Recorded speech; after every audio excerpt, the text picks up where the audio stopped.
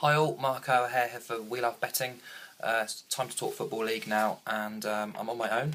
It's cold, so let's blame the cold because I'm not with Chris or Nick this week, and we'll probably be blaming the cold a lot on Saturday because I imagine it's going to wipe out a lot of the Football League fixtures. But we'll try and pick 3 bets, and hopefully the games will go ahead, and we'll have some winners because last week, what was it, 1-1, drew 1, lost 1. I thought it was going so well with Yeovil getting a result at Sheffield United, but then the fat Goth and Sheffield Wednesday went and trumped us at Hull City. But there we go, another week. Let's start with Millwall Burnley, shall we, in the Championship. Millwall are a team I've praised quite a lot, especially Kenny Jackett and the work he's done there, but I think it's time to start opposing them, especially since Chris Woods departed them. Their form's dropped off. Burnley are a team up and coming at the moment, sort of gone up in the league very quietly. And I think factor in those 3 issues: Millwall on the down, Burnley on the up, Chris Woods no longer at Millwall, and I think you've got a 13-10 bet here on Burnley draw no bet at the New Den. Let's look at the stats. Millwall 1-1, drew 2, lost 2 of the last 5, 2 wins now in 8. Burnley 1-3, drawn 2, lost 1 of the last 6, won 3 of the last 4. They're up in 10th, which I was quite surprised about, gone up there quite unnoticed really, under Dyche, only been beaten twice in 10.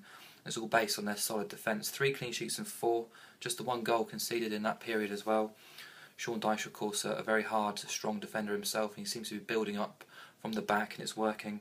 Millwall really missing Chris Woods' goals now. He's at Leicester. 11 goals in 19 games he scored for Millwall this season.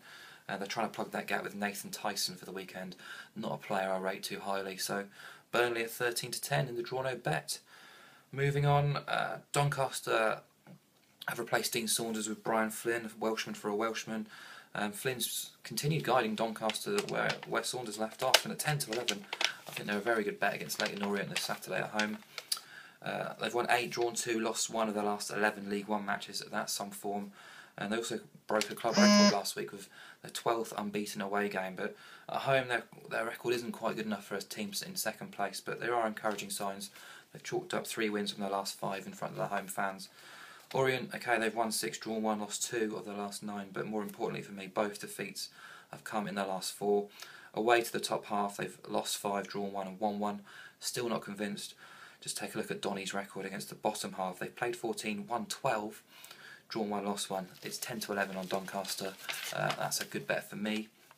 And we'll finish in League 2, shall we? Bristol Rovers and Exeter in the sort of southwest game. I'd be surprised if this game goes ahead knowing the weather conditions down there in the southwest. John Ward's second spell in charge of Rovers, and promising signs too. They beat Fleetwood 3-0 away last week, and still bottom of the table, but they're getting results. That was a fantastic result, and it was their second win in 4 actually under John Ward since his return, and they're not going to go down without a fight anyway. They entertain Exeter, and I'm going for over 2.5 goals at 8-11. They've managed just 1 clean sheet in their front of the home fans at Bristol Rovers. They've only failed to net themselves. Actually failed to net themselves in half their home games. They've scored 7 in 4 games under John Ward. That's including their 3-0 win at Fleetwood, so they're capable of scoring for sure. Look at Exeter, and they're in decent nick. 9 wins away from home, just 2 losses in 11. They've only failed to net in 3 games away and kept 2 clean sheets away from home. Over 70% of their away games have seen over 2.5 goals. Over 60% of Bristol Rovers have seen over 2.5 goals. 4 of the last 6 of Exeter have gone over 2.5. 11 of the last 15 of Bristol Rovers games have gone over 2.5. It's 8-11. I thought it'd be shorter. It's a bet for me at 8-11.